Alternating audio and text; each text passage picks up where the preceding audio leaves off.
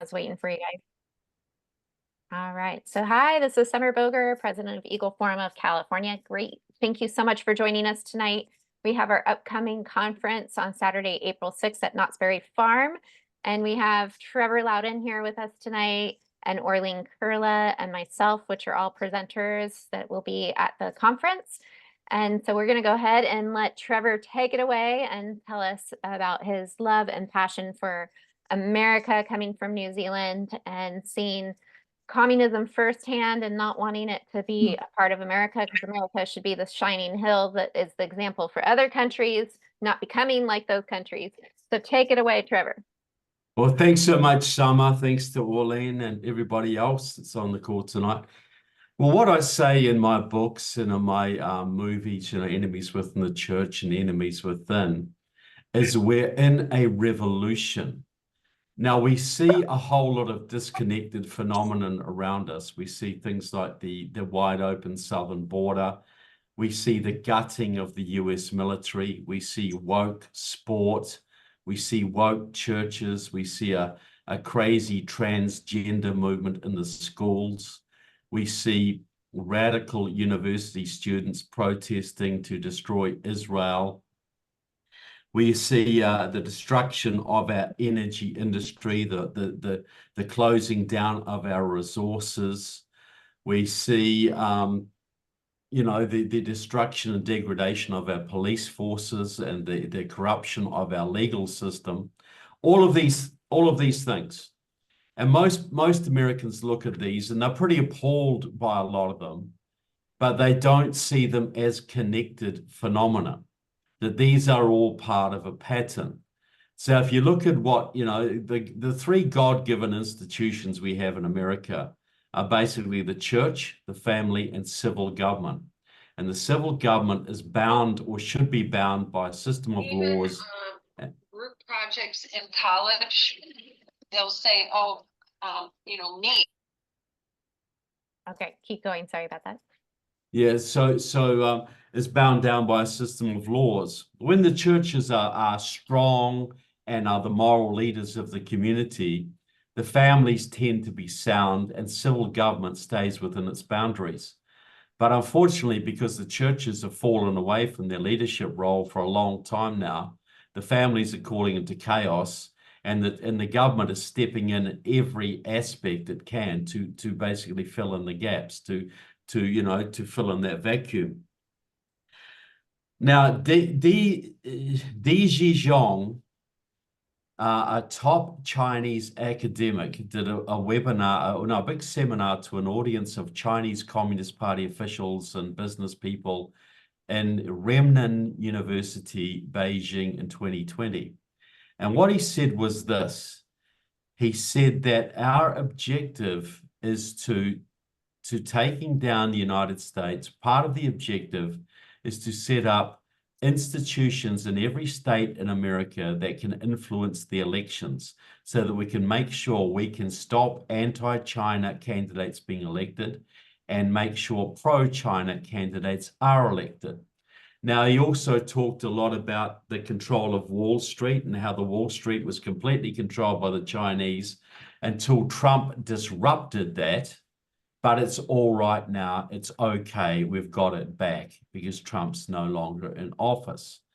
And we have to look at everything that's happening, from the pandemic to the Black Lives Matter riots of 2020 to the corruption over elections, all as integrated events coordinated by the Chinese and the Russians and the Iranians and other allies in Mexico and Nicaragua and Cuba, to basically pick this nation apart, to just get to weaken every institution, to destroy Americans' faith in their justice system, their elections, their government, their medical system, their institutions, their churches.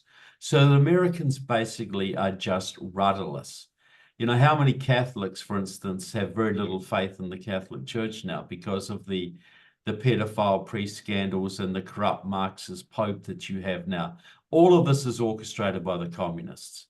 You know, but the same thing is happening in the Mormon church. The same thing is happening in evangelical and Baptist churches. All of these churches are being undermined from the outside and the inside, because these institutions are the backbone of this country. And if they can be taken down, we will fall into chaos. We will tear ourselves apart. We'll probably get into some sort of civil war, and the Russians and the Chinese will wait till we're weak enough and will come and destroy what's left. That is the situation here. You know, this is not about the Chinese wanting to become the world's #1 economic power. This is about the Chinese and the Russians collaborating to weaken the American electoral system, to fund Black Lives Matter, to fund voter registration organizations all over the country, to throw open the southern border and infiltrate Russian and Chinese terrorists and Hezbollah and Hamas across the border. All of this is designed as part of the revolutionary process. And we're about 60 to 70% through this, in my opinion. We're in the destabilization phase. I expect we will see, I'll be very surprised if we don't see terrorist attacks on American soil through the summer, very similar to what we just saw in Russia. But this will, you know, I think the Russian attack was almost certainly a false flag. It occurred right opposite a National Guard station. Right opposite a National Guard station, and they did nothing to do. They did nothing about it. Nothing. How do you get the sound to go? Sorry, please mute when you come in. I just changed the settings, so now it'll mute people as they come in. Okay. Keep going. Okay, so we are going to see a period of chaos coming up. And if we get to the election and it goes Trump's way, then you're going to see real chaos, because the left will not accept the results of the election. They will riot the day after the election, and Biden will still be in office at that point. And Trump will have 2 months to wait till he can do something. And meanwhile, Biden will let these people tear the country apart.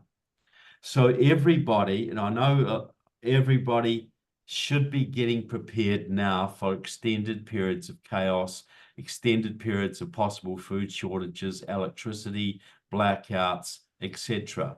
You know, in your church, in your community, know who's got the food, know who's got the medical experience. Get every bit of stock you can, because this is what's coming up. It doesn't mean this is going to destroy America, and we may be able to get through this. But I'll tell you what we have seen with the lockdowns, what we have seen with Black Lives Matter, that was just practice. That was just trial runs. And we know that, you know, 8 million people have come across the border. We know that many of those are military-aged Chinese, Russians, Cubans, Iranians, Syrians, Iraqis, whatever. And they are not coming here to go to Vegas. They're coming here to inflict a major blow or series of blows on this country in election year. And if Trump is successful after the election is over, to try and basically bring this country into some form of almost a civil war state. This is what we're looking at here, and we have to be realistic about this. What I do, and what I'll be presenting on mainly at the conference, is none of this could have happened if we didn't have a whole bunch of Congress members and senators who are actively colluding with the enemy. Now, and this is what my books are about: security risk senators, House Un-Americans, White House Reds, which was all about Biden's communist background, and Buttigieg and Tulsi Gabbard and all these people that ran for Congress, ran for the president in 2020. The security risk senators profiles 30 currently serving US senators. My House Un-American series will profile over 90 currently serving Congress members. So the roots of this, how this really got going was in 1994. Because in 1994, Democratic Socialists of America, a communist organization, that's Rashida Tlaib, that's AOC, that's Jerry Nadler, the former chairman of the Judiciary Committee, they took over the AFL-CIO. Because before that, the AFL-CIO was run by anti-communists like Lane Kirkland and George Meany, who were union guys, but they were patriots. They didn't want to bring down America. Well, in 1994, the Marxists took over the AFL-CIO, and then they removed the anti-communist clause from the AFL-CIO's constitution, which had up until that point banned communists from holding office in that organization. So the Marxists came flooding in. Now they control virtually every major labor union in the country, which is why we had the big strike against United Auto Workers Union last year. We almost had a big strike against UPS, completely orchestrated by pro-Chinese communists. We almost had a big railway strike. And I'm telling you right now, for you people in Southern California, they're already preparing big strikes in Long Beach and the warehouses of the Inland Empire, which is a major supply hub for the entire country. If you can cut off Long Beach, you're going to see empty shelves all over the country pretty darn quickly. And they are getting ready for this. They're already having planning meetings to do this. But the big thing that happened when the AFL-CIO took over, if you want to know what the Democrats are going to do tomorrow, you look at what the unions are talking about. Because how it works is this is how communism works in America. You've got about 100,000 communists in America. That's all. There's probably about 20,000 really hardcore, but they control every single major labor union. They can use that to dictate the policies of the Democratic Party and who gets elected in the Democratic Party and who does not. So how it is, look at a $15 an hour minimum wage, $20 an hour minimum wage. That's a communist policy. They make it union policy. The unions make it Democrat policy. Nuclear deal with Iran. That's a communist policy. The communists make it union policy. The unions make it Democrat policy. Fracking bans, the same. Open borders, the same. Obamacare, the same. All communist policies that were infiltrated into the Democratic Party by the unions, because there's not a Democrat in this country virtually that gets elected without union help. Especially in California, you cannot get elected as a Democrat if the unions do not give you their blessing and their money and their volunteers and their cheating ability. They get you elected, and you go to them and ask, what policies do you want me to introduce? And they will tell you, we want you to run a bill on California care, single payer health care in California, socialized medicine. We want you to run a bill on this, on that, on this, giving illegals driver's licenses, whatever it is. And so that is why the country has gone so far to the left since the 90s. Because in the 90s, the unions were taken over by the communists. They took over the the Democratic Party, and they are pushing for a revolution. Now, the proof of this is any union member will tell you before 1994, but in the 90s and the 80s, the unions were militantly opposed to illegal immigration. They had people on the border stopping illegals. Cesar Chavez used to send people into the fields to find illegals to turn them into the INS. They hated illegals because illegals broke their strikes and undercut their workers. And so you had Democrat politicians like Harry Reid and Bill Clinton making major speeches. Illegal immigration is a national security disaster. It's horrible for American workers. We got to stop this. There are 250,000 illegals coming across the border a year. This is a national security disaster. Well, what are they saying now that there's 8 million? Because they figured out in the 90s that they are going to go so far left, they're going to burn off a lot of their old traditional base in the Midwest. All those former Democrats who used to work in big factories with great wages and, pension plans, that all went to China. Now it's the Rust Belt, and those people are going conservative. So to win, they have to bring millions of more Democrats across the border. And that is why this was all organized by Eliseo Medina. He was a top man in SEIU, a card-carrying member of Democratic Socialists of America. And he is the one who got the AFL-CIO to flip their position from opposing illegal immigration to fully supporting it in 2000 at their national convention in Los Angeles. And that man became Barack Obama's unofficial advisor on all issues of immigration. Obama admits to this. I've got him on tape saying this. Before I talk about immigration, I consult with Eliseo Medina. So what they did, they started this is the proof. If you want to know why the policies have changed, why the unions used to oppose illegal immigration, now they're enforcing it to the detriment of their own members. It is because they're now controlled by communists, and they don't want high wages for American workers. They want unhappy, miserable, poverty-stricken American workers, millions of illegals across the border to commit crime and create chaos and vote for the Democratic Party. That's what they want, because they want a revolution.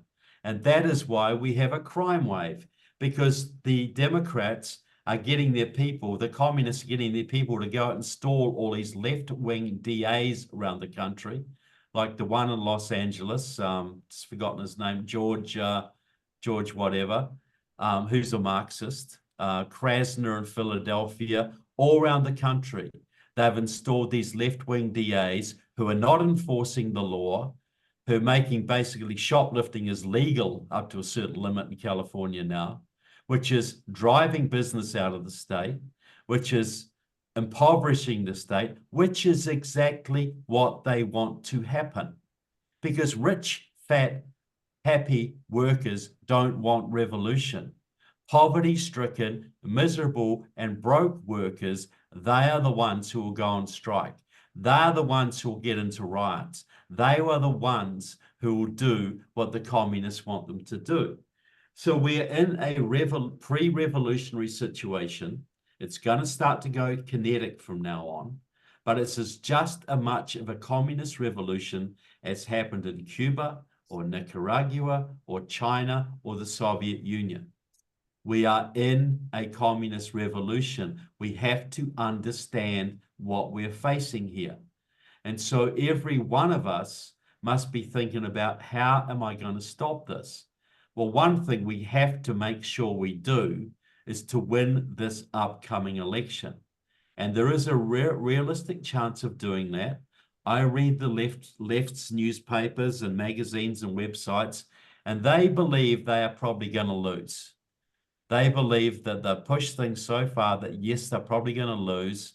They're going to try everything and cheat and whatever they can do to win through the summer, create riots, create trouble, intimidate voters, all of that.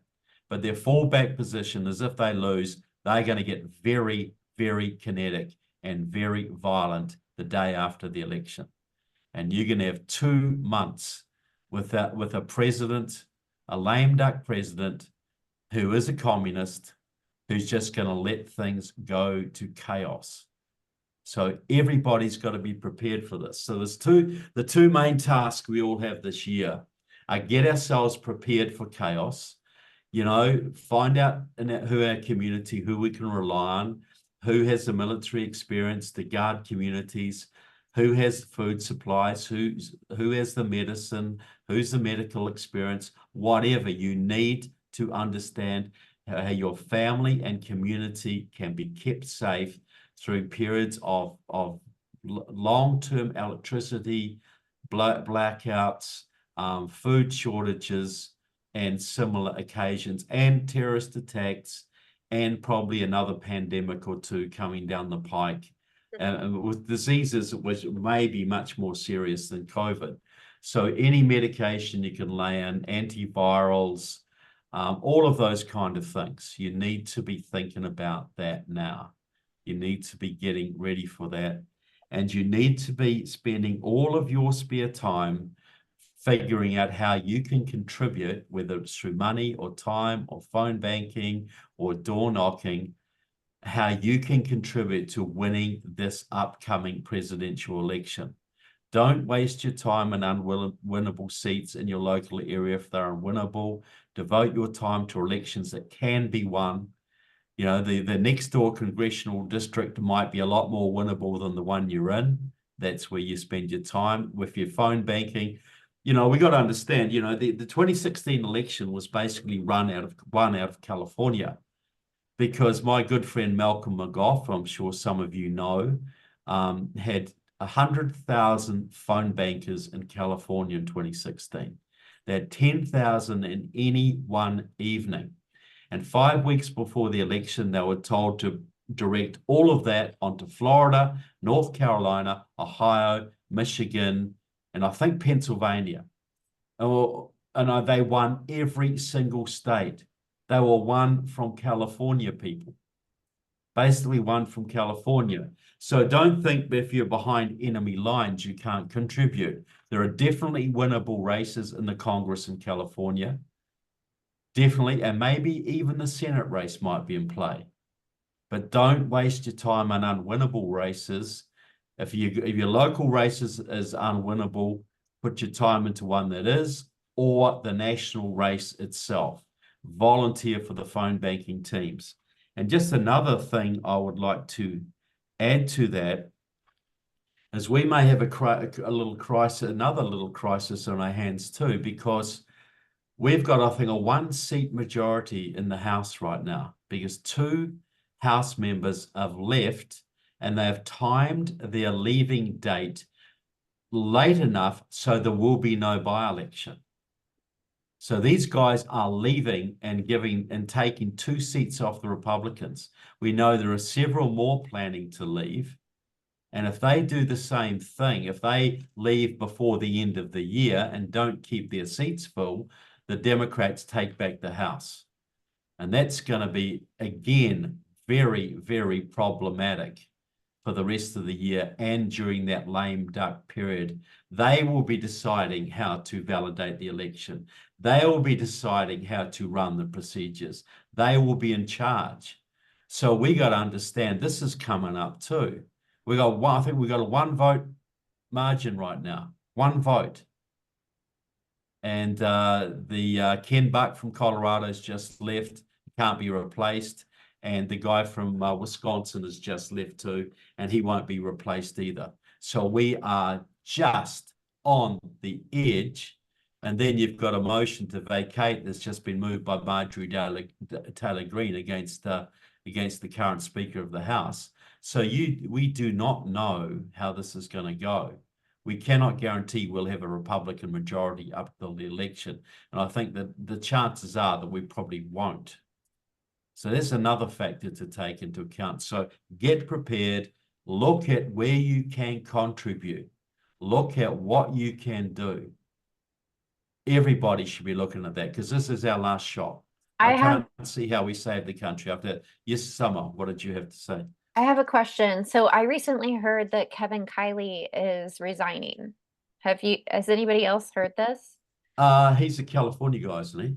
Yeah. And so, I mean, we could He all only got on last time, didn't he?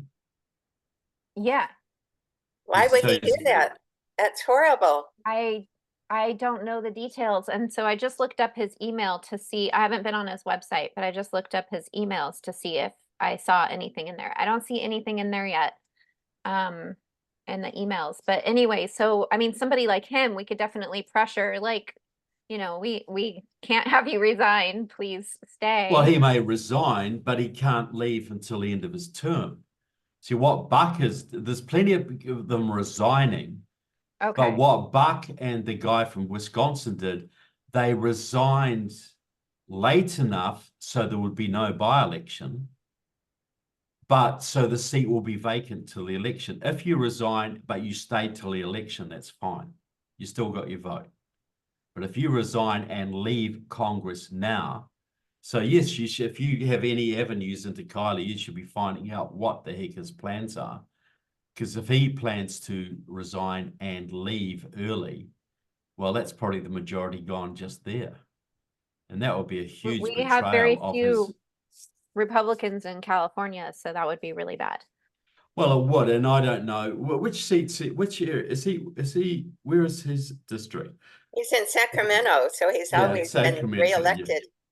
Yeah, Sacramento. So yeah, it may be a seat we can hold, but the what we got to find out real quick is if he's going to leave early, because I think Ken Buck just did it out of spite.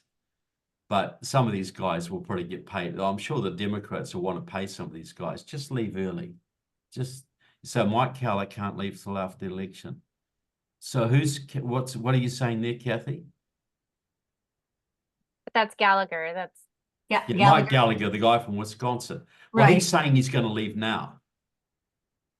Okay. Yeah, he's resigned and he's leaving now. If he'd left a month ago, they would have had a by-election. If he leaves now, the seat stays vacant till the election time. Yes. So he's basically sabotaging the Republican majority. Well, so okay, Phyllis says, well, who says Kevin Kiley is? Do you know that for sure, Summer, or is that just something you've heard as a rumor? I just heard it from somebody that's sitting on Central Committee here locally. I'll see if I can find out who it was and if there's any information. Yeah, I'd like to It was know. just like a day ago. Yeah. Okay. But the point is, wouldn't it be tempting for the Democrats or the Chinese to say, look, Congressman, if you leave early, there's going to be $5 million in your bank account tomorrow if you do. That'd be pretty cheap. That'd be a pretty cheap way of taking over the House, wouldn't it? It sure would be. Compared to what? So we're Chris Sepulveda, congressman involved in attempted. I don't know what that's about. Maybe you can tell us. That's Kevin Kiley that they're accusing him of using his funds fraudulently on the Prop 47. It's an article in the LA Times that just came out recently. Okay. Okay, so he's getting a little bit of pressure on him, is he? I didn't hear because it was a little choppy when you were talking. What did you say they were accusing him of? Of using his funds improperly Mm, for the Prop 47. got So it. who's accusing him of that? Is this the authorities, or was this the media, or what? Yeah, it's according to the article, it's the somebody in a position of authority here, and it's an ethics complaint with the chair of the Federal Election Commission. Right. Okay.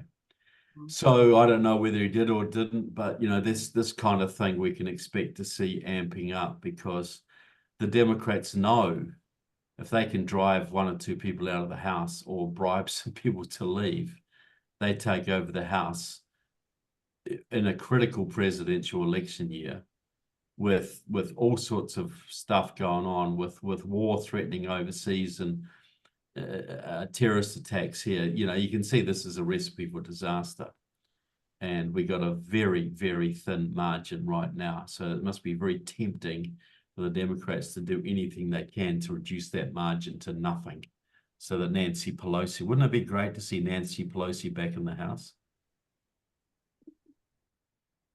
Yeah, he is. Yeah. Josh Hawley's a brave man. I don't know enough about Kevin Kiley to really comment, but I hope he doesn't leave, and it doesn't sound like he's the kind of guy who would leave to betray the country. But there are some out there who are basically doing that.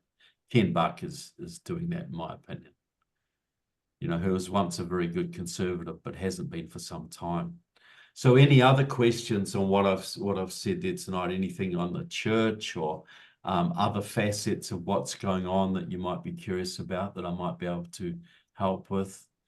Any other? I have two questions for you, Trevor. Yeah. First of all, I wondered when you were back in New Zealand, is this what you were doing then too? You were discovering all of the communists and the New Zealand government, and I wondered how you find out who they are and all your good sources of information. Well, I was actually, because we had a Marx, well, that wasn't my only purpose. I was visiting my dad, who's 90 years old, and my daughter, etc.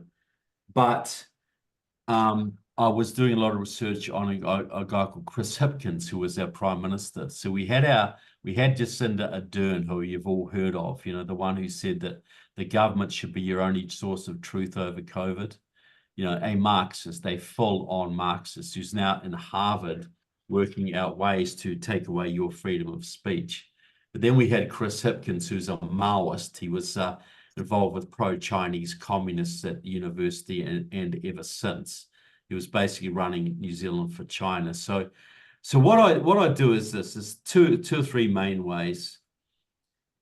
So if you want to know, most of these politicians, they start out in student politics. Anybody who's been to college will know you have a student government, you know, and a student president and a student welfare officer and a student women's officer and a student whatever.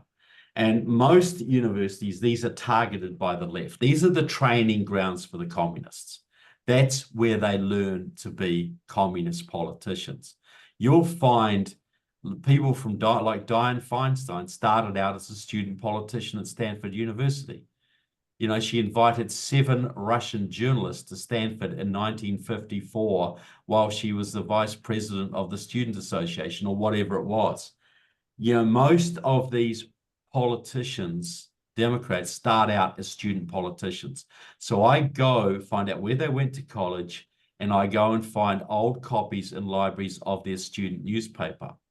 And it will have a lot of very incriminating stuff. That's what I was doing with Chris Hipkins.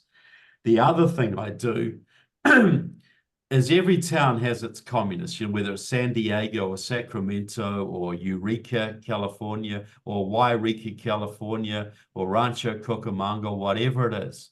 There's a little core of communists in that town. There might be 6 of them. There might be 200, who knows? But they have their little gatherings. They work with the Democratic Party. They control the local unions, and they do what they can. But when they get old, they're atheists, you see. So, and they believe in history. Their God is history. They believe they are part of the unfolding process of history, the progress towards communism. This is what they think. And so, but they want to be part of that history. And they think, well, when I die, I want to leave something behind me. I want somebody to write a book about my revolutionary life in 100 years' time. So when they get old, they gather all of their papers up, their membership cards, the minutes of meetings, their letters to Congress members, their newspaper clippings about their protests, minutes of union meetings, peace group meetings, whatever it is. They gather all these papers up and put them in boxes. Some of them put 150, 100 boxes, and they donate them to the local university library, so that you can go in and access these. But they think we're never going to access them. Only their friends will access them. So my wife and I spent day after day after day in these libraries in Madison, Wisconsin, and South Central LA, in Seattle, in San Francisco, going through boxes and boxes of communist papers. Wow. And so, and like for instance, there's a communist was in SoCal, Northern California, just near Capitola, where my favorite bakery is, Gail's Bakery there. And so he was in the Communist Party in Washington State just after World War II. He was a Democrat Congress member for 2 years as a communist. Then he went down and lived in SoCal, and he befriended a man called Leon Panetta. Wow. Now, Leon Panetta would write letters to this guy and send him military information, you know, and I've got all these letters, and I got them from a library in Seattle. All is back and forward. At the same time, Hugh DeLacy was the guy's name, was corresponding with 2 known Chinese spies and 3 known Soviet spies. Well, Leon Panetta became the head of the CIA and Obama's Secretary of State. You know, but I've got all these letters where he's corresponding with a communist, giving him military information, helping him out, holding meetings with them, at the same time corresponding with 5 enemy agents. You know, this is the kind of thing you can find. I found so much stuff on Obama in the Vivian G. Harsh Library in South Chicago. You go on the Blue Line, you go 20 miles south on the Blue Line, stop at the Blue Line where it ends, get off, then you got to catch a bus to go right past Reverend Wright's church to the Vivian G. Harsh Library. I got off that bus, and that train, I think I was the only white person in 5 miles. And I was a little intimidated, I have to say, because you're sort of way, way in South Chicago. But I went to, nobody bothered me, but I wasn't going to stay there after dark because I would have been a bit of a target, I think. And I spent 2 days in that library, and I got so much stuff on Obama, letters from communists to Obama. You know, the woman who mentored him, Alice Palmer, her trips to Grenada to celebrate the communist revolution, her trips to the Soviet Union, all of this kind of stuff. It was all there. Not hard to find it, but this is where I get the really good stuff. I just do a lot of stuff on the internet. You get a lot of good stuff on Facebook. You make a lot of good connections on Facebook. You know, I've got my, if anybody hasn't seen it, I've got my website, KeyWiki, KeyWiki. It's got 165,000 files on it of communists, socialists, Congress members, state reps, presidential candidates, bureaucrats. So, you know, you live in an area, you just look in KeyWiki and find out who your local representative is. And what I do, I know all the communists in that area. So I get my list of communists in Sacramento. Then I get the local Congress member, and I Google the Congress member's name with all the communists. And sure enough, you start to find hits. You find this communist was an intern for the congressman. Like, for instance, Chris Murphy, the senator from Connecticut, who was going on and on about Trump-Russia collusion, Trump-Russia collusion, Trump-Russia collusion. Well, he had a Communist Party member on his staff all the time he was doing that. You know, but you get the list of the local communists, then you start to Google them and you find the connections.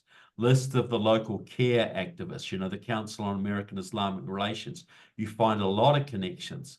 You know, Adam Schiff, who was head of the Intelligence Committee, going on and on and on about Trump-Russia collusion for 2 years, at the same time was working with the Committee of 100, which is Communist China's main influence operation in the country.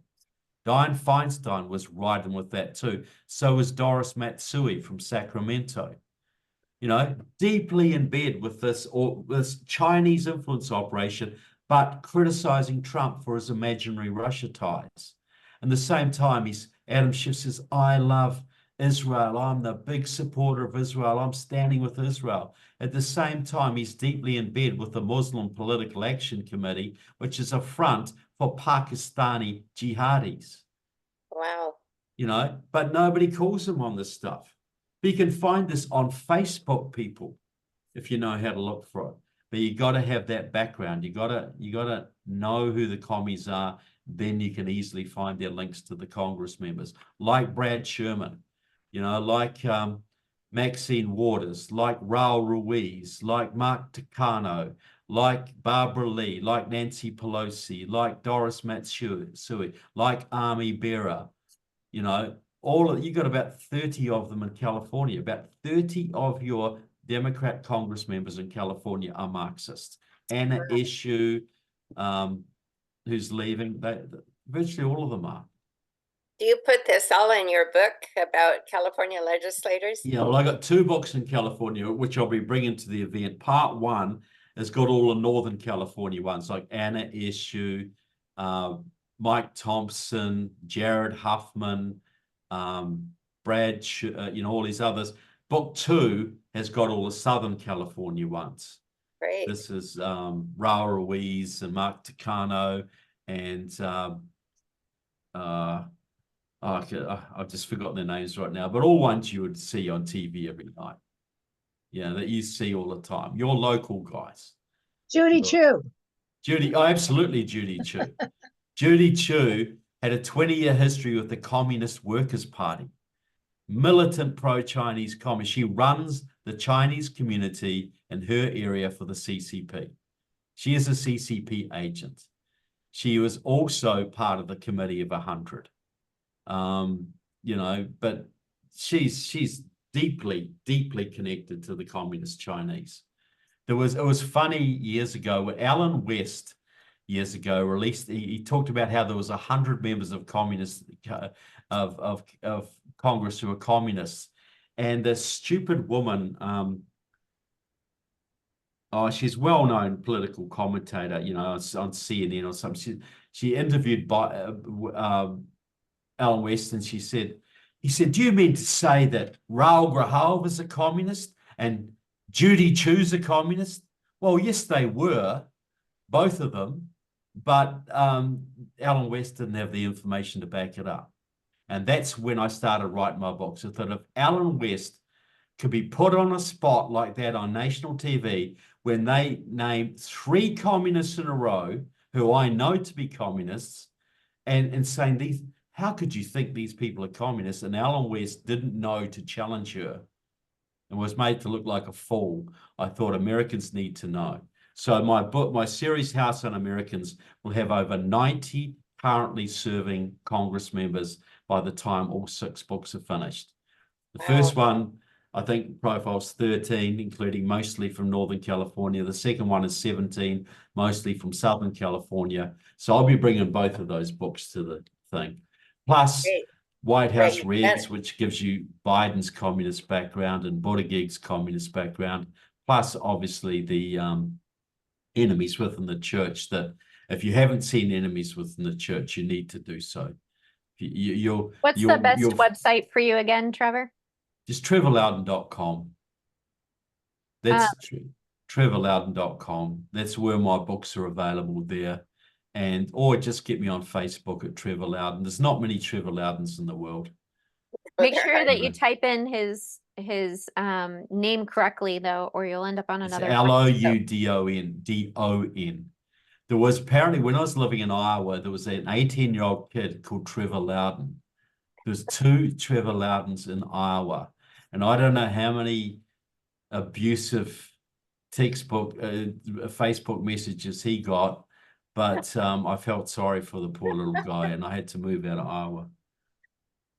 Oh, so Kathy's saying, I'm so impressed, Trevor, with all the amazing effort you've gone to find out about these people. That must have taken hours of research. Yeah, but my wife and I, when we're not touring, we would do 10 to 12 hours a day research. That's incredible. And that's every day of the week, so that's what we do. Like when I was a kid, I used to love hunting. I used to go out and hunt ducks and rabbits and things, and I lived for that. But now I hunt commies. So it's the same psychological drive, but it's just into something that's going to have more long-term impact, hopefully. And that's how I can say authoritatively, we are in a revolution, because I know who these people are, and I know who they work with. I know the communist background of Chuck Schumer. I know the communist background of, Dianne Feinstein and Alex Padilla, and Jeff Merkley up in Oregon, and Ron Wyden and Patty Murray, and Cantwell up in Washington State. And I know the communist background of Raphael Warnock and John Ossoff in Georgia. I write about it. And I've written these books for 10 years now, and nobody's ever challenged me. Nobody said you got this wrong, Louden. Nobody's ever sued me. You can't come to a foreign country and tell people that a whole bunch of their leaders are traitors and are working with the enemy unless you have the evidence to back it up. You wouldn't Trevor? last very long. Yes. Trevor, Yes, sir. do you Hey, have Gary. any? I'm sorry. I said, hi, Gary. Hi, thank you for letting me ask. Do you have any sense of what it would take to unravel all the works that they've done? See, this is what and I put this in my second book on the senators. If you had the political will, it would not actually take a lot to unravel it. And see, this is three facets to this. A whole bunch of government departments have to be abolished because, like that's where the rats gather. If you didn't have an education department, the communists couldn't dictate education across the whole country. They'd have to do it state by state, and that's a lot harder. So, but this is what I suggest, and we got to follow the pattern of organized crime. Now, some of you may have heard of of Murder Inc. or the Purple Gang of the 1930s. And that was a mafia hit gang that used to go all over the country killing people for hire. And nobody could take them down because they had so many cops on the payroll. And if you testified against them, they would kill you. So they brought in the Republican prosecutor from New York, a man called Thomas Dewey. Not Thomas Dewey. Yeah, was Dewey, but he stood for president after that. And he lost to Truman, I think it was. And what he did, he interviewed 1,200 young men, and he whittled it down to he had a little squad of maybe 50 guys. He got all the bravest, the brightest, the completely incorruptible.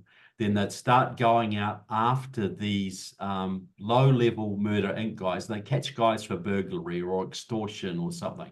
5-year jail sentence. They say, right, you can do your 5 years, or you can take witness protection, immunity from prosecution if you rat on your friends. And they started to get a few rats.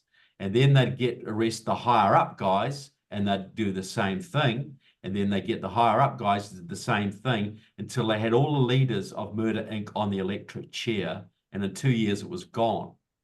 Wow. So in America, we got two major organized crime problems. We've got mass vote fraud in all the big cities in every state.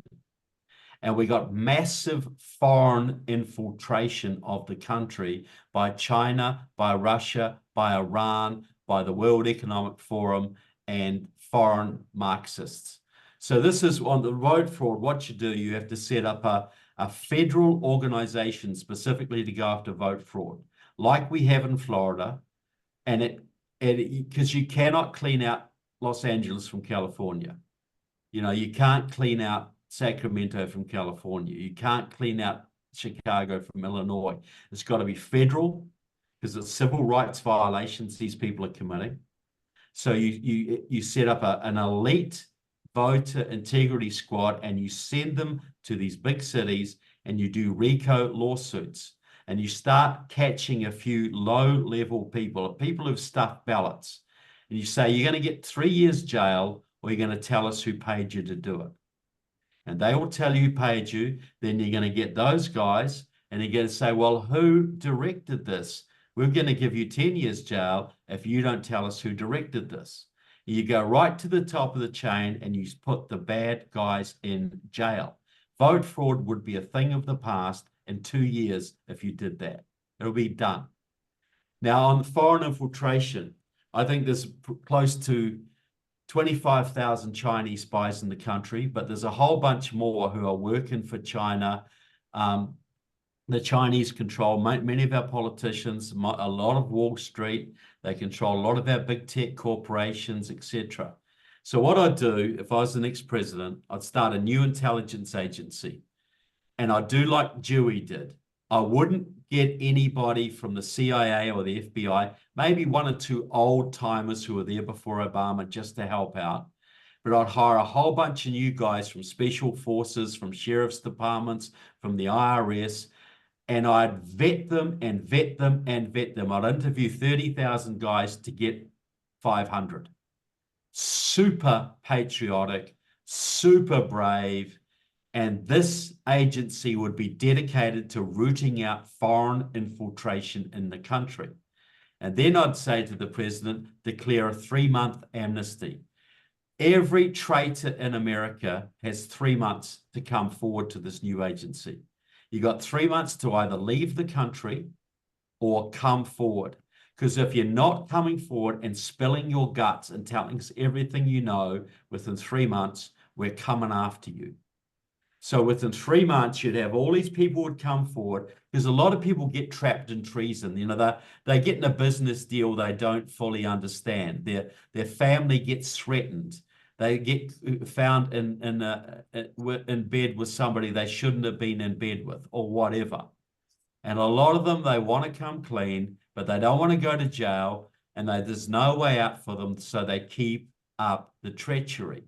So if you said, the president said you got 3 months, that would throw every foreign intelligence network, every traitor into complete chaos, because the Iranian spy who was paying off the Republican senator wouldn't know if the senator had taken the deal, was wearing a wire, and the senator wouldn't know if the Iranian had taken the deal. You would see tens of thousands of Chinese immediately leave the country. You'd see cartel guys go across the border. You'd see Russian mafias sell their mansions in Miami, go back to Moscow. You'd see a huge number of people leave the country.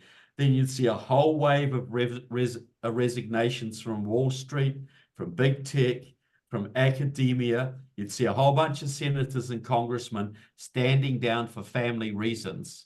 And you'd see a whole bunch of people coming forward to purge their conscience. Because, you know, this is the Christian way to do it. If there is a repentance, there can be forgiveness. If people come forward and spill their guts, tell everything they know, how they were compromised, who compromised them, who paid them off, who paid them off, who they paid off, who they stole from, which secrets they ripped off, which patents they stole. If they came forward and told everything, I would say to them, you get immunity from prosecution. Your punishment is between you and God, unless it's found out later they omitted something or lied about something. Then all deals are off. So they have a big incentive to come clean, because they can walk away from what they've done, and what happens is between them and God. I think you should run for president, except you're in New Zealand. But yeah, I know. But you Hopefully would he have can be the in the biggest cabinet. cleansing. You would have the biggest cleansing of the system you'd ever seen. And you wouldn't have to fire a shot, and you'd only have to put a few people in jail. That's how you get the traitors out of the system, because we cannot clean the system while the traitors are still there. That's how you clean up the vote fraud. That's how you clean up the foreign infiltration, because we are being run right now by Susan Rice and Barack Obama and Xi Jinping. That's who's running the country right now. And their agents. We can never turn this country around until we clean out the massive Chinese, Iranian, Russian, cartel, and globalist infiltration. Have you ever seen a leader in a nation do something like this? Yes, well, it's in action. happened. It's happened. The British did that in India to shut down the Thuggee gangs. It was also done. This is basically how Giuliani shut down the mob in New York. You know, this is what he did. He got a few low-level rats and gave them witness protection, and he ended up putting John Gotti in jail because he Wow. just went up the chain. So it works. So we have to have the political will. And like Trump's already said, he's going to purge 10,000 people straight away. Let's have you be his advisor. Well, I'd love to be, but you know, that's but this idea has already been talked about. This is already circulating around. I put it out in my my security risk senators part 2. I've written articles about this in Epoch Times, etc. I know that the stuff I write, I've been told by people that the ideas I write are some of them are circulated around in high-level government circles. And I'm Good. not saying that to blow my trumpet or anything. I'm not saying that at all, but this is just what I've been told by a couple of people who are in a position to know. That's So I've wonderful. never had to sit down with President Trump. I don't even really want to, as long as the ideas get in front of us, as long as the ideas get in front of the people, you know, that can actually do stuff. Because when President Trump got elected the first time, he didn't know what he was walking into. You know, he just thought, I'm a businessman. These bureaucrats might not like me, but they'll do what they're told. Well, no, they didn't. They sabotaged him every single way they could. His own Republican Party sabotaged him every way it could, let alone what the Democrats did. Imagine what Trump could have done if he'd had a cooperative Republican Party and the bureaucrats did what they were told. Imagine how different things could have been. He did a heck of a lot with what he had, walking in blind just by sheer force of personality. But this time, they've already got a much bigger farm team. They know how bad the Democrats are now. They know they've got to purge the system. Trump knows he's got to send every illegal immigrant home. He knows that. There can be no amnesty for any of these people. You know, that's the big Democrats' ace in the hole. They just think they want to win one more election, legalize every single illegal immigrant, 20, 30, 40 million people, who will then vote 80, 90% Democrat. And that's it. They have one party state from that point. So I think Trump and Miller and other people around him know this is our last shot and they're not going to waste it. So we have to understand that our huge focus this year is not holidays overseas. It's doing what we can to win this election. Because I honestly think we're going to need God's help here, folks. Sure. But God doesn't help losers. God doesn't help apathetic, careless people. You know, the American Revolution, I think that was a miracle. I think Trump's election in 2016 had divine help. But how many people had to work their butts off to make it happen? God just doesn't hand stuff to us. You know, this is a covenant nation, you know, the first nation in the world that was founded on the principle that man's rights come from God, not from government. But God didn't just hand us the nation. The founding fathers had to sweat and fight and bleed to get it. So true. He gave us the ideas. He gave us the Bible. He gave us, you know, the ideas of representative government, and God's hand's been along there all the time, from Magna Carta to the Great Revolution of 1688 to the American Revolution, probably to the election of Ronald Reagan, all of these things. But people still had to sweat and bleed and sacrifice to make it happen. Why should we be the first generation in American history who didn't have to sacrifice to save this nation? Why? You think we will be? If we don't sacrifice, we will not save this nation. Simple. That's every one of it. And I'll say one more thing there. And that's every single one of us. Because I believe we're all made in the image of God. We're all given certain talents. And it's not what you do so much, it's what you do with what you have. Yeah. You honor God more. A person of modest talents honors God more by using those modest talents to the full, rather than somebody of greater talent who wastes or misdirects them. So you're actually better, you know, you might be wheelchair bound, but if you're making phone calls every single night from your wheelchair, that's better than the able-bodied person who has a lot of money who basically fritters it away. What do you think God is more pleased with? And we're going to need to please God to save this nation. So true. Very well said. Yeah. Well, it will be a real treat for everyone to come and hear you speak for us on April 6th. We're really looking forward to it. Yeah. There's such a Well, wealth of good information and knowledge and experience, and your books are excellent. I have several of them. thank you. And you've endorsed one or two of them too, Orly. That's as I've right. endorsed yours. So That's right. So that's what I say. Some of what I've said tonight, I'll probably say at the big event, but a lot of it will be very different too. you know, I may even change some of it right up to the last minute, depending on circumstances and what's going on and, you know, the mood of the audience, etc. But I will basically, my thing is this, I will lay it on the line where we are, and then I want to deal with the spiritual underpinnings of why we do what we do, why every one of us counts, why every one of us has a responsibility to save this nation. And that saving this nation, well, this is what I'll say, this might be a bit controversial to some. I'm a big believer in the concept of sin of omission, you know, James 4:17. For he who knows the right thing to do, but does not do it, for him it is a sin. That's right. All those pastors out there say we shouldn't be involved in politics, we shouldn't vote. I believe it is the right thing to do to save America. I believe it is the right thing to do. So Trevor, if you're weren't you not just doing it and you know you should do it, that's a sin.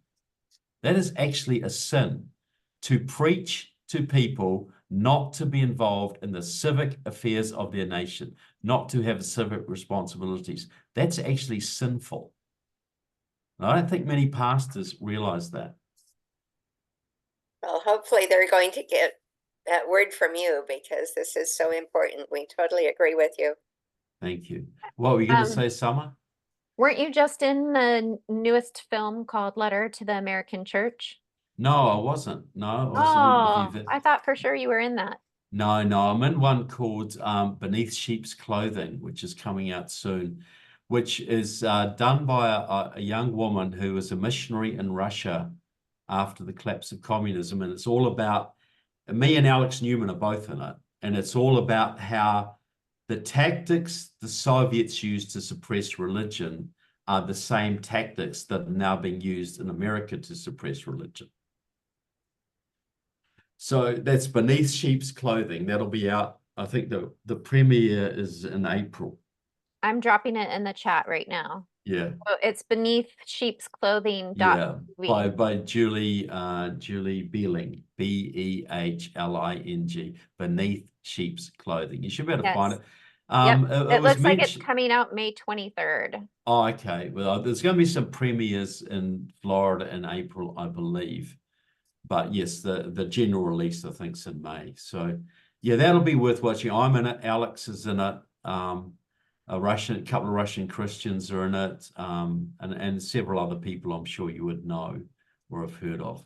And I've seen a rough cut of it, and I thought it was pretty darn powerful. But no, Eric McTaxis has never across my path. I've never directly dealt with him. Oh, well, we'll But have to change that. yeah, sorry, no. You guys are both great men. And definitely I hope to see you guys working with Trump in the near future. Well, And even from a distance, I don't really care. I just want the ideas to get out there, and if they have to go through a few intermediaries to get to them, that's fine by me. You know. so I'd like to just piggyback on what you said. So what I heard you say is that it's really important that we get our Republicans elected this upcoming November. That, like, you know, I remember working so hard and being so intentional, I guess, about trying to get Donald Trump elected in 2016, because I was so afraid that if we didn't, that was the end of our country. And I feel like we're at that same place again. Like, if we don't see him elected, which he won California, by the way, if we don't see him elected this November, we are in a very, very dangerous place. Even if he does get elected, right? Because as you're saying, like, we really have to turn and repent and go to God as a nation, and that's what's going to save us. So having Well, our that's right, churches and I'd involved. rather do that without having be forced to go through the pain first, because usually people have to go through a lot of pain before they start to repent. Smart people repent before the pain comes, you know. Yes. So, I mean, if we're looking at this country as we're in a Jonah moment, like if we could get the spirit of Jonah onto our country, and we could get the pastors, which is what I think Eric Metaxas is calling for. If Mm. we could get the pastors to preach repentance to save our nation, then we could turn as Nineveh did before the pain comes. And Because yes, I would say to that, unless your pastor's already fired up, he probably isn't going to get that way, because he's shown himself to be a coward over the last couple of years. And if you're, in the book of Revelations, they talk about who goes to hell at the end of time. And the first categories are the cowards and the faithless. If a man's a coward, it's because he's got no faith. If your pastor's a coward, it's because his faith is weak. Simple as that. And so I think if you go to the people in the pews, you go to the, if the pastor's not interested, go to the people in the pews. Just we're in this situation we're in America today because of the cowardice of our political and religious leaders. But you still have a massive base of grassroots Christians and grassroots patriots who want to save the country. If our leaders won't do us for us, we have to. And I'll just say too, there's in some ways, in some sort of way, I'm glad that Trump didn't get the second term, in a way, because if he had, a lot of us would have gone, hallelujah, time for my holiday now. taking the foot off of the gas pedal. Yeah, take your foot off the gas. Well, great to hear from Kathy Green that her pastor does encourage that. It's good. But, but now we're like puppies. We've had our nose rubbed in it. We've seen how a good president can help a country. We've seen that cruelly taken away. And we got to understand from that this is up to us ultimately. We were shown a better way, something that could be, but then we got too lazy. We got too complacent. We weren't discerning enough. We lost it. Well, now the lesson is, and this is our test of faith right now. Our lesson, our test of faith is, can we come back from that disappointment and rise above it? Have enough faith to give us the courage to rise above that. And the greatest victories come from the darkest times, because that's when the good people finally get off the darn fence and do what they need to do. So one of And the that's things where we are I'm now. wondering, one of the things I'm wondering if this is a good suggestion is really we need the voter turnout. We need the people to wake up. We need the people to not be like, oh, I'm just non-party, right? Or, oh, my vote doesn't count. It doesn't make a difference. And so how do we reach those people, and so I mean, this is just one idea, right? Is here in California, it's called Central Committee. In other areas, it's called precinct captains. But just reaching out to those, so Central Committee is a volunteer position, but they're also elected positions here in California. And so those are the people that are volunteering, supposedly. Some of them are probably in there for their own self-interest, but they're volunteering their time. And those are great resources for you. You can reach out if you don't know who your Central Committee person is in your district. Find out who that person is. Reach out to that person and say, hey, I want to help. What can I do? Yeah, look, that's exactly what everybody should be getting into that apparatus at some level. Look, the biggest block of Republican voters out there are ex-Republicans who have given up on the party.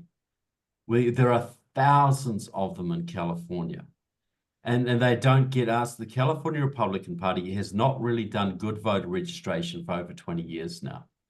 They've started to come back a little bit, but that is going out to ask the people, just get and become a precinct chair, whatever precinct committee, draw up a list of 100 people and go and knock on 100 doors, and try and get as many of as you can. Some you expect won't go, but others you don't expect will go.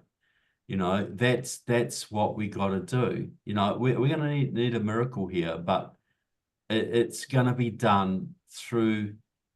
Look, that's the reason I say you got to vote, because God watches what you do.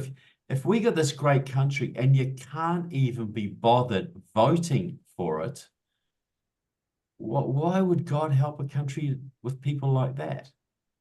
You know, that's the bare minimum. So yes, get into that. The other thing that this is interesting. New Hampshire was the only a state that flipped their legislature from blue to red in 2018. And how they did it, they identified 40,000 young men in New Hampshire who were not college educated, worked in Walmart or the tire shop, whatever, but they loved their outdoor activities. They loved their snowmobiling and their ice fishing and their hunting and their motorcycle, motocross and whatever. And they went out and deliberately signed up those young men because they are patriots. They haven't been to college. They're not indoctrinated. A lot of them are veterans. They signed up 40,000 men in that demographic, and that's what flipped that legislature. I would say there's probably 1 million young men like that in California. Easy. Well, probably 3 or 4 million. You target the gun shows, you target the events that these young men go to, you know, the bass fishing tournaments or whatever it is, the outdoor activities. But yes, get involved in signing people up, precinct committee. Look, you get lists of Republicans in your area. In most areas you'll go to, these people have never had a knock on their door. Ever. Mm-hmm. You know, so it's not that we have to go and find all these, you know, convert your liberal uncle, spend hours and hours converting your liberal uncle. The guy 3 doors down from you is a Republican, but hasn't voted for the last 3 elections because nobody ever bothered to ask him to do it. You know, you pick the low-hanging fruit first, and there's tons of those in California. There's tons of them. You get out of the big cities, even the big cities, there's tons of Republicans, but you get out of the big cities, they're everywhere. But they've given up because the California Republican Party's been so weak for so long, and they've lost so much that they don't just they think it's a waste of time. But tell them that, you know, the election was won from California people. You know, and Trump, it's what's the guy's name is running for Senate? The baseball player, Steve Garvey. Steve Garvey. If he starts to look like he's got a bit of traction, Trump will come out and do rallies in California. Yeah, I think he's got some serious traction. I think it's going to be really interesting. We might get a Republican in that seat. Yeah, well, that's right. But he will certainly lift the vote elsewhere. And Trump, I'm sure, will want to come out and do that because he needs to keep all the California seats and pick up 2 or 3 more. You know, and if he holds 2 or 3 rallies, one in Sacramento, one in San Diego, one in Orange County, one in the Central Valley, whatever, holds 3 or 4 rallies, they would serve him very well. And they would really help Steve Garvey, but it would be more than Steve Garvey. And it would have a flow-on effect to Oregon and, you know, Nevada and other places as well, you know. So yeah, getting behind the Garvey campaign is, I think, a very worthy thing to do too. Definitely, because we do not want Adam Schiff in there anymore. No, you don't. We got to do everything we can to get that guy out. Yeah, That's well, right. you've got a viable guy there, you know, and you've got a situation where a lot of people understand it's our last shot here. And a lot of Californians, if they see a guy who might be able to win, that's going to lift it for everybody. So I really think California is much more in play in this election cycle than it has been for a long time. Yeah. So we're not going to beat Schiff's money probably, but look, you don't need you need money if you're a liar. If you're a liar, you have to outspend your opposition 10 to 1 to beat them. You know, and the favorite story I'll tell, I was in Jim Bridenstine's office, I think in 2013. That was a very conservative congressman from Oklahoma who is now running NASA or was running NASA. And that was when the Senate had passed the amnesty bill a wide-ranging amnesty bill, and the House was supposed to pass it that Friday. And this was a Tuesday. And I said to Bridenstine, I said, are they going to pass this bill on Friday? He says, yes, they are. And I said, do you understand that will destroy this country? And he says, well, it will, but they don't see that. They live in gated communities. They don't understand the consequences. And I walked out of there. I thought, we're doomed. And the next day, I think Dave Bratt had an election in Virginia against Eric Cantor, the darling of the House, the amnesty guy who had $5 million, and Dave Bratt had $200,000 and 100 Tea Party volunteers. And he made it about amnesty, that election, and he beat Eric Cantor by 8 points. And amnesty was dead the next day. The Republicans just gave up on it because they knew it was a suicide issue. That election saved America. And there's 100 Tea Party volunteers and $200,000, which he only spent half of, against the $5 million war chest. So if you can mobilize the base and enthuse the base, that's way better than tons of money. You're right. That's excellent. It's way better. And we have the base in California. You've got the people there if you can enthuse them and if you can reach them. If you can do those things behind the Garvey race and the seats we have to hold and maybe 2 or 3 more that we could get, that's the best use of your resources this year, I think. Yeah. And if you're miles away from anywhere, get on the phone bank and phone bank nationally. There's somebody here that ran in the 51st district, I think it was. Her name's Shiva. Her last name starts with a B. But anyway, she found out that Adam Schiff has been living in Maryland. And Oh, yeah. and so I mean that's a pretty severe. He's probably living next door neighbors to Alfonso Butler. What's her name? Your But he senator? can't do that as an office holder. So anyway, I Well, dropped there's the some article. leverage against him right there, you know? Yeah, I dropped the article into our chat. If you guys will check that out, and we should start using that, you know, as much as we can, what she Yeah. found. People against do him. appreciate that. They don't like carpetbaggers. You know, you can tell that you can talk about their affairs, you can talk about this, you can talk about that, but carpetbaggers is something that really does upset people. I heard about that, but yeah, It's nothing just was another done about way. it. It's another tactic, right? Like I mean, we all know that he's bad through and through. But it's just another tactic, right? That we can Yeah. send out to slander him before the election. Well, you know, you get behind Garvey, you know, we got to attack on every front, and we got to use every means we can within the rules, every ethical means we can. And if they're going to lie about us, we should be telling the truth about them. Well, You you've know. given us some wonderful pointers tonight to have hopefully a little success in California in this next election. You know, I think it's going to be right. Garvey's good, you know. He's might be the deepest candidate in the world, but he's basically a good guy who loves America, and he's got a lot of name recognition. And you know, you got to say if you wanted to choose an uncle, would you choose Steve Garvey or would you choose Adam Schiff? Who would you let babysit your children? That's a good question to ask. Yeah, David Campbell, you got a question, sir? I do. Greetings, Trevor. Thank you very much. You're most welcome.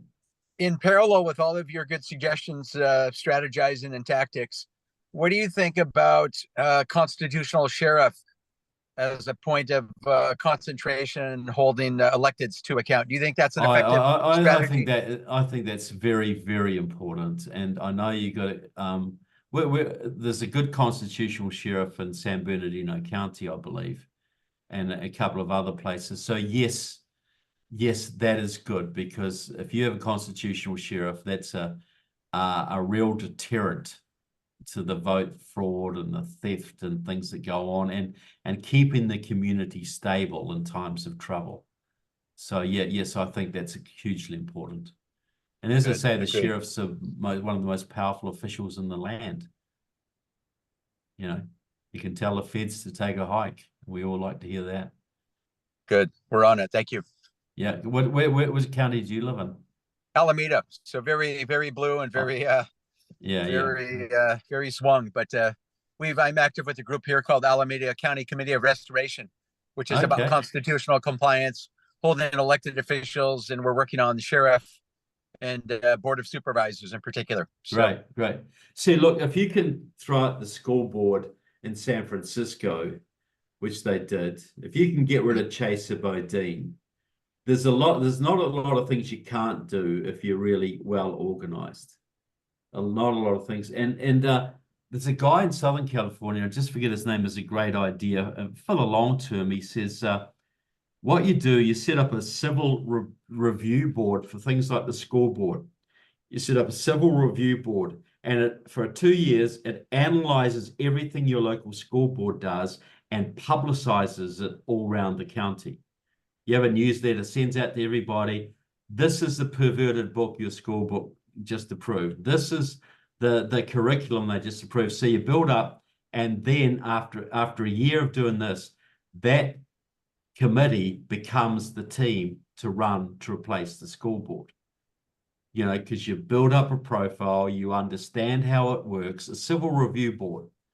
And that can apply to other things as well, but it's particularly suitable for school boards, because parents like to hear what their kids are reading, and they don't get told by the teachers, they don't get told by the school board.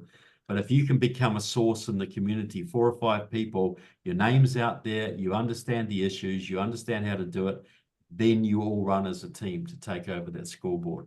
I think that's a good strategy that can be applied, you know, pretty widely.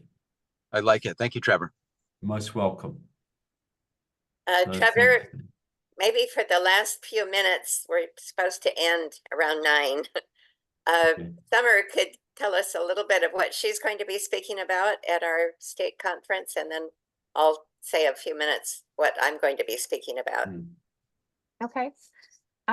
So I'm a holistic health practitioner by trade. That's what I do. I very much have been interested in longevity and how to heal people from terminal illness, especially cancer. So I've done a lot of research into this, and one of the things that I think is really important to know about is vaccination. So I got pretty involved in stopping mandatory vaccination here in California. So one of the things they like to do is basically, if you want to not get a booster shot, if you want to just not get the flu shot, then you're now in the anti-vaccine pool. So welcome to the anti-vaccine pool if you didn't get one of your boosters or you skipped a flu shot.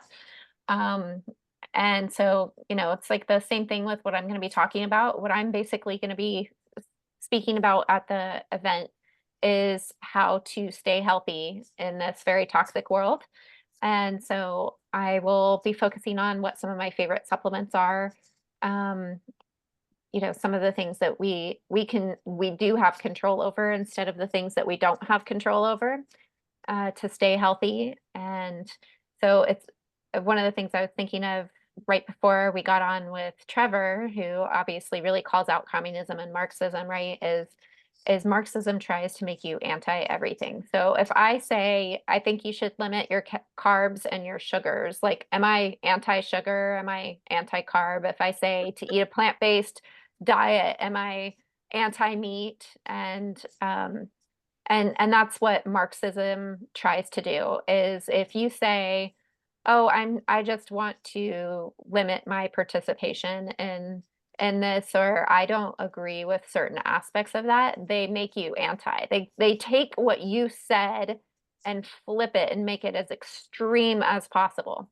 So you don't want a booster, you're anti-vaccine. Like, and how dare you, and how could you, and shame you and bully you And so, like they'll do that if you have a certain preference or, um, you know, they'll take anything they can, which is how we've ended up in this crazy CRT world and transgender world. I mean, if you prefer, you know, a husband and wife marriage, right? Then you're anti-gay.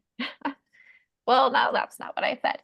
So anyway, I just, I will, try and relate the things that I will be talking about to health, also to just, the agenda that we're in. And hopefully, wrap it all up with a pretty bow and make it make sense to you so that because as a holistic health practitioner, we tend to look at the bigger picture of things and the whole body and our health as a whole instead of just you know, radiation or drugs or surgery or what pharmaceutical patented drug we can give you, so that's what I'm going to try and do is bring that type of bigger picture to you as well as giving you just very easy things that are tangible that you have control over that you can change so that it's easier for you to live and enjoy the planet and the life that you have because really, I mean, what God wants from us is to live our highest potential, to be healthy and happy and whole, even though we're in a dark world. And and the other side wants to say, there's no God and you can't. You're weak and there's nothing that you can do, and make you feel like you are less than, and that you're just one of a billion other blobs on this planet that were formed by some Darwin experiment, science experiment, and so we know that that's not the truth, and so they want to make everything about science and technology and say forget God, we're gods, and the only way that you're going to become less of a miserable human being is by living out your pleasures and desires instead of seeking God. So that's what I'm gonna try and wrap up with a pretty bow when I see you guys on Saturday, April 6th at Knott's Berry Farm. Take it away, Orlean. Well, that sounds absolutely wonderful. And Summer has given me wonderful advice on health problems and health problems for my husband. So she really knows what she's talking about. And that's how we actually met, was fighting this mandatory vaccine bill in Sacramento, which, sorry to say, we lost. Sacramento has been able to get every mandatory vaccine bill through that they want. And it's pretty sad for our young kids having to go to school and having to face all these series of vaccines, or they can't even have an education. Another reason why you should homeschool your kids if you want to save their lives. But what I'm going to be talking about, as some of you know, my husband and I went through these terrible fires in Santa Rosa in 2017, and our home miraculously survived while 6 homes around us were totally destroyed. 5,600 homes were destroyed in the Santa Rosa fires. And I was very intrigued by all this, and especially seeing that these fires were not normal fires. We experienced a normal fire back in 1984 when I was babysitting a little boy and he set my curtains on fire. And I discovered what a normal fire is like. We didn't have every metal in our home melted. We didn't have all the glass melted.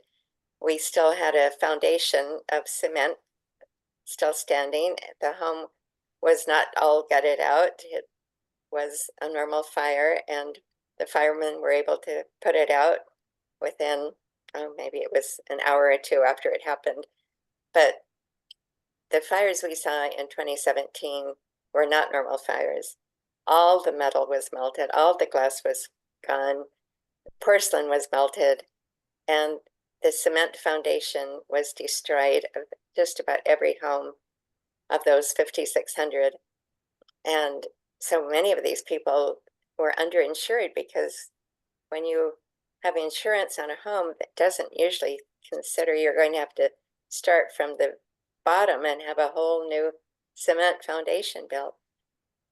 But these homes were like a war went on. These homes looked like they'd been bombed. So when what I saw happening in the Maui fires, the Lahaina fires, when they so resembled what we saw here in Santa Rosa, I decided to write a book about it. So my book is called Inferno Enigma, Maui's Mysterious Fires, and I really go into what I believe was the real cause of these, and I answer these questions that I'll be discussing in my presentation. Why were key leaders missing the day of the fire, August 8th, 2023? Did they know something the people did not know? Why was the water turned off? Not even the firemen had access to water to fight the fire. No one in their own home could do anything to fight the fire because they had no water. Why was the power turned off in certain areas? No cell phones could be used. Why were no alarms sounding? Not even any warning from police or firemen with bullhorns. Why were the schools shut down and children sent home without parents' notification? Why are 1,000 children still not coming back to school? What happened to these children? Why was there a police blockade not allowing the cars to leave the city on Front Street, one of the busiest streets in the city, until the cars were all zapped by the fires and many of the people inside were killed? Others jumped out of their cars and ran into the ocean, which was right next to the harbor was right next to Front Street, and their lives were saved. What kind of a brush fire zaps only selected areas of a town, specifically those of the poor, and leaves the wealthy, newer homes untouched, and especially the billionaire homes on the island? Not even though they were just maybe a mile away from the fire, their homes were totally saved. Nothing happened to them. What kind of a brush fire burns hot enough to melt metal and glass, also in the cars, and pulverizes the home cement foundation, but leaves most of the brush, the grass, and the trees still standing? What kind of a fire even burns on water and zaps the boats on the ocean? I have so many pictures in my book of boats that were just one after another destroyed. Was this a planned fire for a planned land grab to turn Lahaina into a smart city, 15-minute city, something that had been planned many years ago? So if you come to our conference, April 5th, you'll be able to get answers to all those questions. And I won't give you the answers right now because I want you to come. And of course, they're trying to blame these fires on climate change. And all of the Santa Rosa fire, the Paradise fire, and the Lahaina fire, they were saying started because a power pole was knocked down by the horrible winds going on, and that little spark caused all of this terrible destruction. In Paradise, 19,000 structures were destroyed, 14,000 homes, and how that could be blamed on a little spark starting from a power pole coming down. But that's what they did. They had a lawsuit against PG&E. We had a lawsuit against PG&E from Santa Rosa, and PG&E was willing to take the blame. And they, of course, they declared bankruptcy, but then they just reorganized and they just raised the bills for us. So our electrical bill is higher and they'll be able to get that money back. And now insurance in California is almost impossible to get for home insurance. Most of the home insurance companies have completely dodged California. And so now you have to get like one of the few home insurances that are left in California. That's right. And the prices went up like some insane amount. Like I forget what the average is, $800 or $1,000 a month for a term. That's right. It's amazing. 40% or something. And I also will answer why this happened. Why was Santa Rosa chosen as the fire? Why was Paradise chosen? And why was Lahaina chosen? And so if you want to get answers to all those questions, come to our conference April 6th, and hopefully you will receive all the answers you want. And you'll be able to hear Trevor Louden, and you'll be able to hear Alex Newman, who's going to be the MC and speaking also on a book that he's just come out with about education, as well as telling us more about the globalist scheme for taking over what's going on. And as you know, they're trying to have a cashless society. He'll be addressing that issue as well. And we have Pastor Tom Hughes coming, and he's written several amazing books, and he is one of those brave pastors who talks about politics from his pulpit. And has a blog that he talks about this, and you'll be really impressed with the information you'll be getting from him. And then we have a woman who's going to be talking about child sex trafficking and what she has been able to do with her organization in Orange County to help these children. And what is her name? Summer, do you remember? Lee. I don't have her last name in front of me right now, but I can get it really quick. But Lee, Dell something. I was just looking for it too. I have it right here. Oh, Lee Del Casper. Yes, that's right. That's right, Liddell Casper. And then we also have Mary Barkey, who has been elected to be a trustee of the Orange County Board of Education and their past president.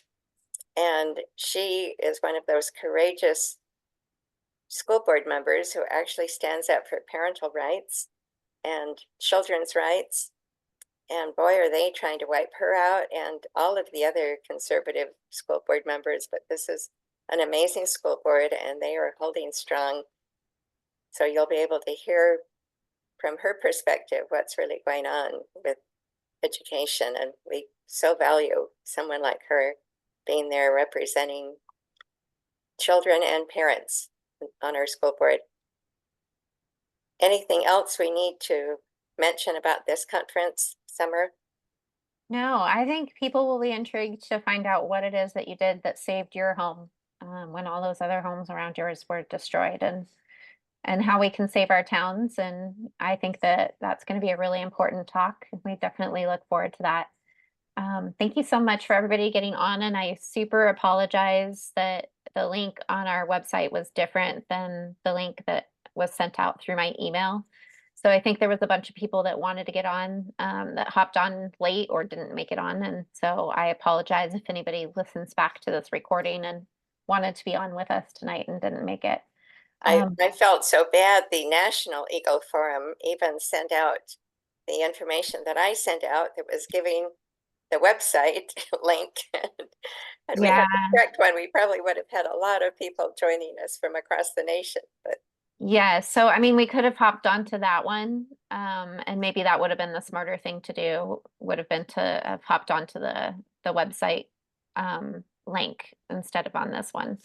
So hindsight's 2020, and we'll just do better about making sure that those links are cohesive next time so that that doesn't happen.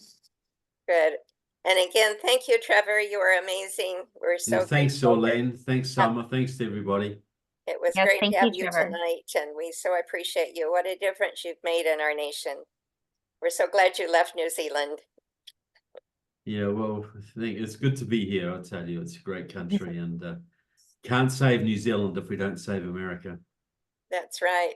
Or any other nation. Exactly. Yep. That's great. Okay, we'll see you all in a few days' time. That's wonderful. All right, well, we'd like to have a closing prayer before we end this evening. And I'm going to go ahead and end our recording.